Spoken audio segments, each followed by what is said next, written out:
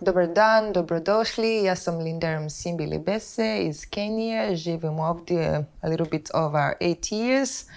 And we are doing a podcast for CMS on integration. So today we are going to talk about our lives in Croatia. Thank you. Can you please introduce yourselves? My name is Mirsad, zovem se Mirsad. Dalipi, dolazim sa Kosova i živim u Zagrebu već isto 8 godina skoro. Super. My name is Prince Wale Shoniiki. Ja sam iz Nigerije. Ovdje živim, majke mi, skoro 10 godina.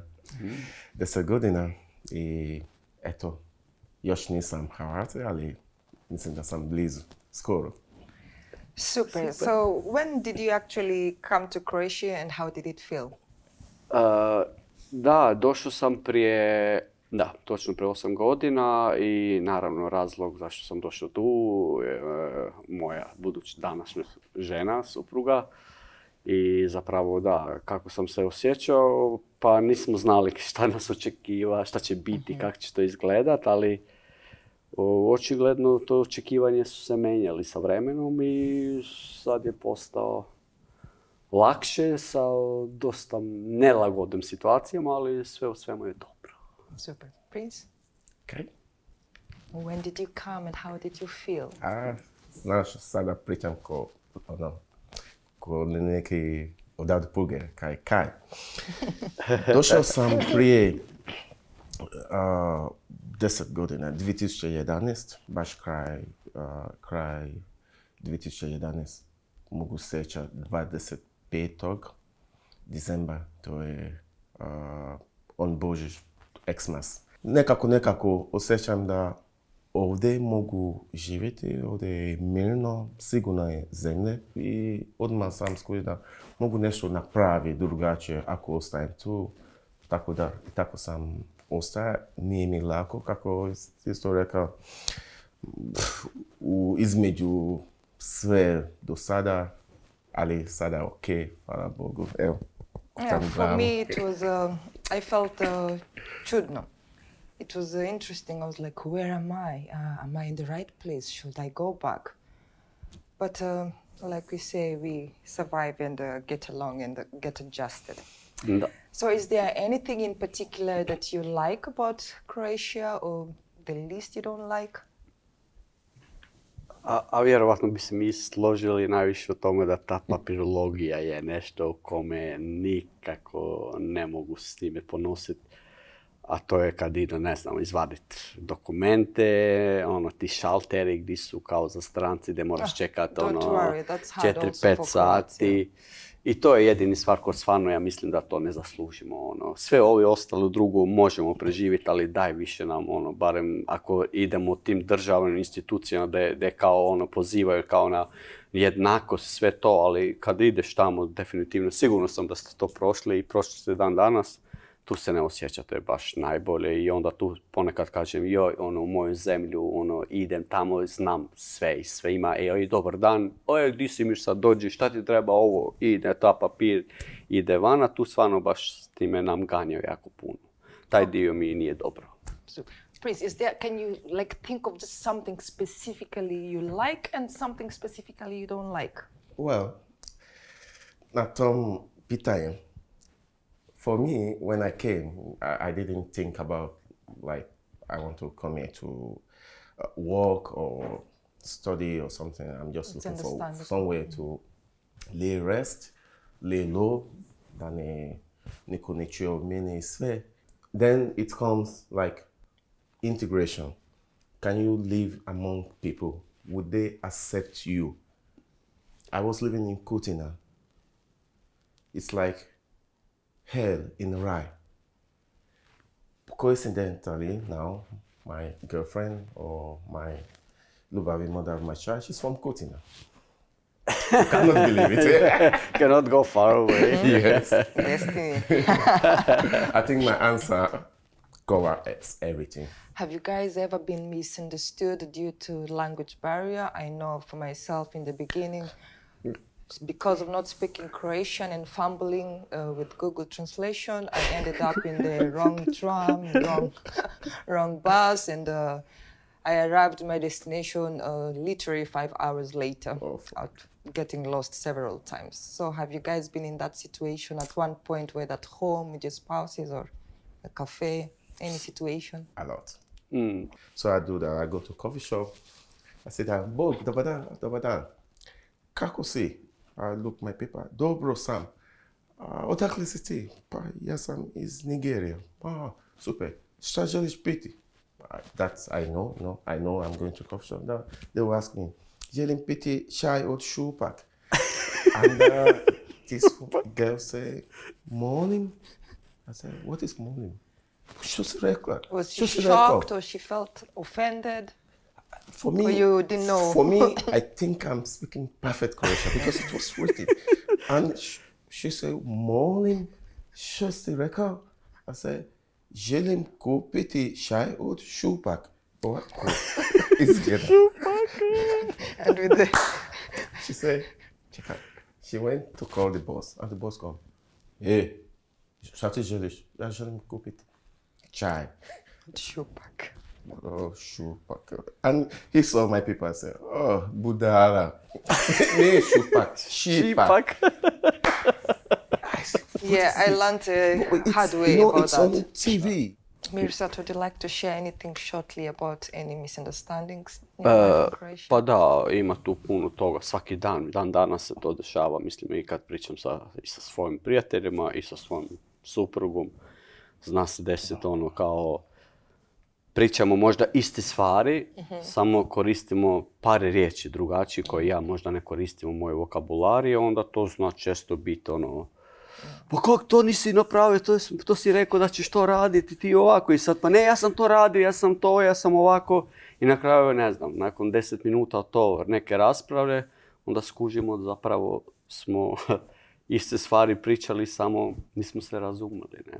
U tom slučaju, doma sada sa moja partner, uvijek kad ona mi reći, a princ, donesi mi ovo, donesi mi ono, ja mislim da razumijem hrvatski, ali mislim da ništa ne razumijem više. Uvijek ona živčana kaže, jesi ti čujem, jesi ti meni razumi? Ja kažem, razumijem te, ali... Ali šta hoćeš da donesem? Teško je, šta da donesem? Još nešto oko hrvatski jezik. Kad si u Zagreb, drugačije. Kad si na more, ili kad si... Sve drugačije. Na Brod, radio sam na Brod 2 godine. Ekipa mi pita kad sam došao, jesi ti zna hrvatski? Ja kažem, brate, ja pričam ko da sam ovdje rođen. Kaj ovdje? Donesi mi šugaman. Ja brzo otići po šuge, šećer. Evo ti šećer. Kaj, šugaman. Ja kažem, pa šećer. Kaže, ne, šugaman je towel. Ručnik. Ja kažem, kako to šugaman ručnik? Vidiš? To je, znači, hrvatski jezik. Čovjek mora pući okolo hrvatske da bi može razumjeti. Like all of us, we have enough stories, but I just remembered one of my favorite ones of misunderstanding was I was teaching myself Croatian in the beginning on the internet, and I learned a DA is called Jelena.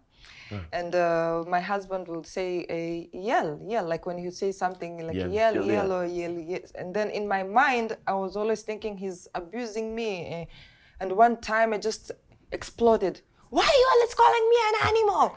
And it's like, what do you mean? Yes, you're always calling me yell, and I know that's an animal. And he was like, what do you mean? And I went and, you see? He's like, Jelena. Oh.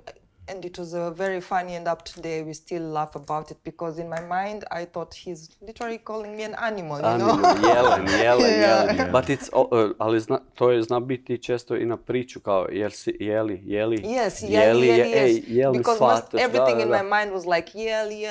Da, šta god priča, I was da. like, yeah. In English, is that so? Yell? Nisam siguran. Is that so? There's something like that. Yeah. Okay, so do you guys feel like Croatians yet? Or are you Croatians yet? With myself, I feel Croatian, but I think with society, I don't feel still Croatian. Because, one of the reasons also maybe because we are not born here, nismo rođeni tu i ne možu imati taj isti osjećaj kako je osjećaj od nekog ko je rođen ovdje, ali u mojom osobnim osjećajima kako već tu živim, kako sam uključen u društvo, osjećam da pripadam tu, ali isto vrijeme, znaš šta, ja mislim da svaki od nas ima to, kad je nešto najteško, kad je nešto gdje se osjećaš usamljen, onda tu vidiš da kao nisi iz ovog mjesta ili iz ovog područja i onda odmah misliš kao kako kad bi bio možda doma, tamo bi bio malo drugačije, lakše. Posebno kad ostanu bez posla, kad nemamo, ne znam, prihode i sve to, onda to postane malo kao ta neka nostalgija, da sam doma, a to vjerovatno ima veze s time kako smo odgajani doma, ne uvijek u mojoj kulturi kao doma neko radi, pa ovi drugi ostali jede i uživaju, mislim, uživaju tako. A ovdje kad si onda samostalan sve i radiš sve to samo, onda puno je to teže i onda u tom situaciji mogu bi povezati da ponekad mi fali, kao kako nisam doma, tamo bi mogu imati sve, ali samo vrtiš se natrag i kažeš, ne, zapravo ja sam doma, tu sam ja. A sad, da li mi tu ima stvari koje mi se ne sviđa ili ne pripadam to, ja ne mogu odlučiti, to odluči drugi društvo. Društvo bi treba gledati to da ja sam Hrvat, a ne da mi stavi kao on je od nekuda je došao. Well, kako mi sad rekao, it's sometimes it's a very sad issue. I understand. I have a personal saying, you always say once a foreigner, always a foreigner, because... Do you feel Croatian? Yeah, as much as you feel at home, there will always be a moment or something that will remind you you're a foreigner again. I've done a lot in Croatia, in Zagreb. I own a restaurant. I meet thousands of people. I sometimes I forget that I'm black, not a foreigner. All my friends, they are Croatians. You know, when we meet, I thought I'm Croatian because I speak Croatian. I sleep in Croatian house. I go in. No, I live here. My life. I don't think until someone say, "Hey, Afrikaners," or can I touch your hair? Or we talk about Africa and everything. And the system don't make you a Croatian. The system make you African, a black man, a stranger, a foreigner. Because when you go to some office, when you lost your job, even though you are here 8, 10, they will tell you, this is Stranat. You know, in everywhere you go on your OIB or this is Stranat. When you go to this office, I want to do this is Stranat. When you earthquake happen, it's make your house breaking, you don't have where to, this is Stranat. You cannot get house like a Croatian. You cannot get help of the government in some side. You cannot get bank money to support your business because you are a foreigner. A lot of things, the system make you foreigner. And even though you think, oh, I'm a Croatian, I went home crying like, how I spent my whole 8, 9, 10 years and someone would still tell you, prosti, this is Stranat. It's... Ali to je okej, nema veze. Neko ne kaže nama da smo mi stranci, mi nismo stranci. Ti to znaš u sebi da nisi stranac. I mean, I could have gone far. I understand him. In some situations you feel like, okay, you didn't have to tell I could have. Now, will I feel Croatian, even though I got my citizenship and everything? I've been paying my tax from the beginning until now. But I think it's just in our head and things will get better, you know, having family here, having child and everything. It's very hard question that we don't know the answer. Maybe we, you know, I don't know. Can you really be a Croatian? Yeah, we can be Croatian. Like, we don't need to approve nobody for us to be Croatian. You can be whatever you want. It's a very sad question, and I know a lot of things. But that yeah, this is strana to prosti. Well, in that case, I have a question. What do you guys tell you people back at home about your lives here? Oh, we are like living here in the golden state of the, Really? of the planet. We are working I a told them the lot. truth. Okay, it depends like Whom are you talking to? Yeah. Yeah. ako pričamo Is it recimo a friend or a family? Yeah. Je, baš tako. Ako pričam sa obiteljima, oni možda znaju više od tebe zato što svaki dan u kontaktu pa znaš s čime se baviš, šta radiš. A ako pričamo od očekivanja od njihova, if we are talking about what they are waiting from us, like the you need people to who work, like you're in Europe. Da, i sad ti radiš tu i zaradiš ali ok, to opet ima veze sa našom odgojem, jer neki ljudi su odgojeni tako da možda oni nikad ne kaže tebe da ti nama trebaš pomoć, ali tako si ti vidio stricovi, bratiće, ovo, ono, pa onda i ti želiš tako. Ali općenito znaju, ja nisam menio, ja mislim da sam isti i kad idem doma, znaju ljudi čime se bave, znaju uvijek je pitanje da li si i dalje baviš sa glazbom, kako sviram bubanj, da, i tu je, ili oni to i vidio sad, on social media, oni to može sve pratiti šta ti radiš, šta ne. Ali imao je jedan, samo kratki primjer, jedno vrijeme sam radio u jednu udrugu gdje sam bio radio u kaznionicu, u Glinu i odgoj muškarca, rodnu ravnopravnost, tema i to. I kad sam prvi put išao kod moje roditelji doma nakon posla u Papu, kad smo imali godišnji, tada su moji preselili u jednom naselje, nije naselje, ali da, grad blizu mog gdje smo rođen. I tamo žive svi ti Romi i miješana ekipa, Škalije i to, Egipćani, whatever. To je jako komplicirano i o tome nećemo pričati, ne da mi se. Jer tu onda ne pripadam niti Aškalija, ni Rom, ni ništa. Bolje pripadam Hrvat. Ako ne prihvataju, nema veze, ja sebe, mi je lakše tako. I uglavnom tamo sam išao prvi put i vidio sam ove male Aškalije i Rome koji su došli pitati čime se ti baviš. I kad si ti onda počeo pričati njima da ti radiš, ne znam, u zatvor i radiš i onda njima to je bio to tako, wow, zatvor, može nam pričati više. I odjednom počeo sam sa 2 ljudi pričati i onda na kraju taj kafić je bio puno ljudi i ja sam morao tamo raditi jednu radionicu da im pokažem kako ja to radim. Jer nisu mogli shvatiti. Oni su mislili da sam ja doktor ili psiholog ili nešto. I sad rekao, ne, ona što postoji više kao integracija, onda, dobro, kako, šta? Onda, ok, ajmo mi sjest tu, daj mi jedan papir, daj mi ovo i počeo sam raditi jednu radionicu. I tu kao malo sam preispituju njih za njihove stave, jer znam da imaju čvrsti stavovi. Posebno to, muškarac je to, muškarac je glava kuće, to. Ja sam pokušavao njima nekako obalažavati da, možemo biti muškarac to ko će raditi, to je sve u redu, ali muškarac ima i druge obaveze ko treba pomoć svojoj ženi, pa kad si zadnji put, baš je pitam, kad si zadnji put uspavali dijete, samo vidiš odjedno niko ništa ne priča. Kada je to bio? Pa ne znam. Pa kažem, evo ovo posao rade, ne? Točno to, da.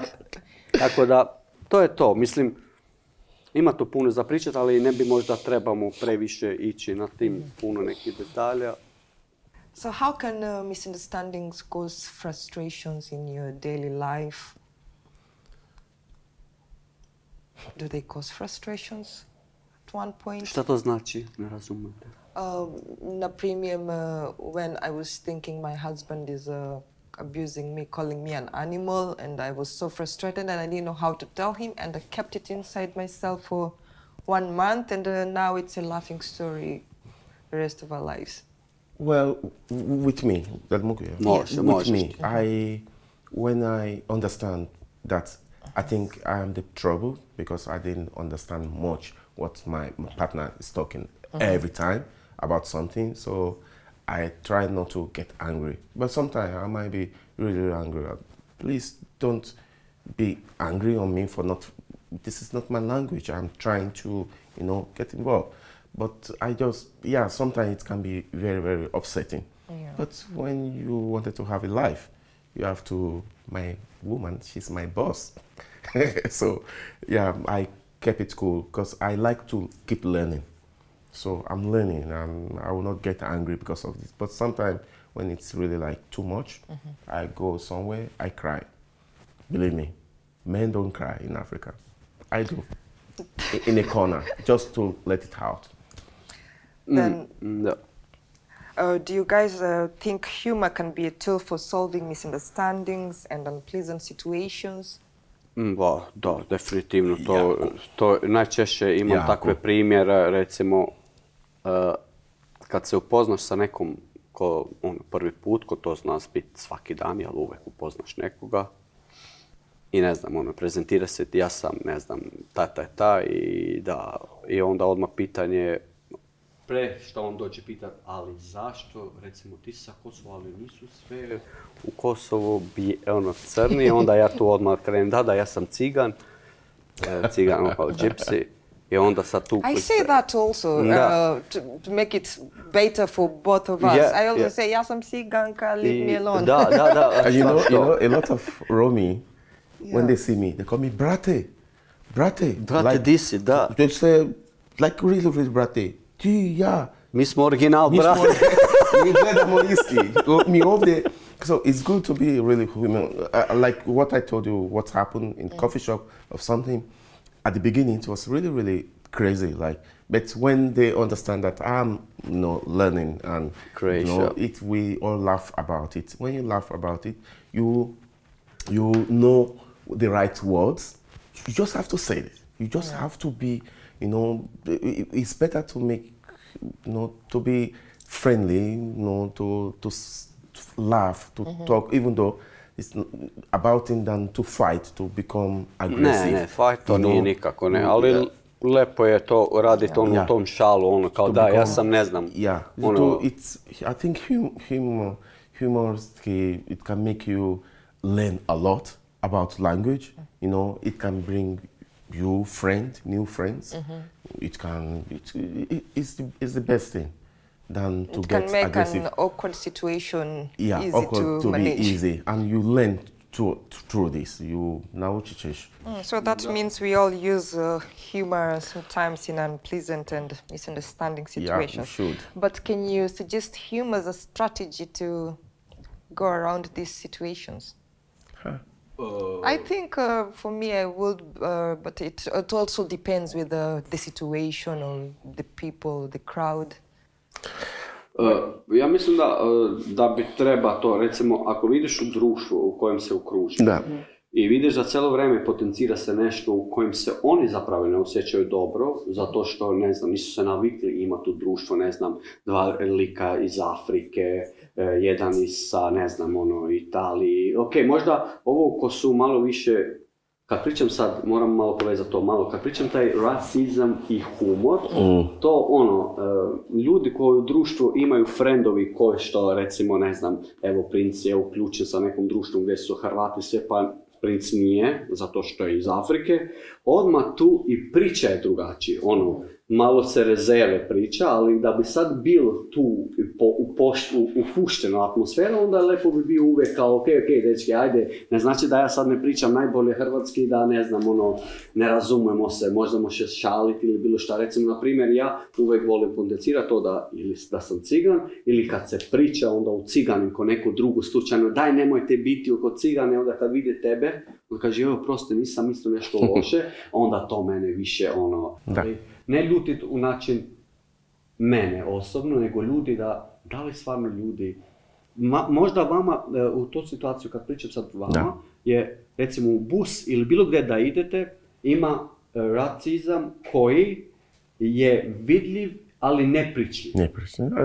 To je sistematik. Sa mnom je to i pričljiv dio svaki dan, jer tu kaže, pa to je u našoj kulturi da kažemo cigan, to nam je ostalo, ali zašto, brate, ne želim da ostane. Zašto ne kaže neki drugo, ali zašto cijelo vrijeme samo to cigan? Onda Nemoj mi zove crnci, nemoj zove Afrikanci, onda šta oni će mi nekad čokolada. I will cut it short because of time with my little short example. There's a guy, old guy, one time I was waiting for a tram and he just came and started pulling my hair. To tvoja frizura, oprosti. And immediately, and I was fighting with myself, što ću radi, should I answer him politely or what? I said breathe in, out, and immediately I turned and I pulled his hair. To tvoja frizura. To tvoja, da,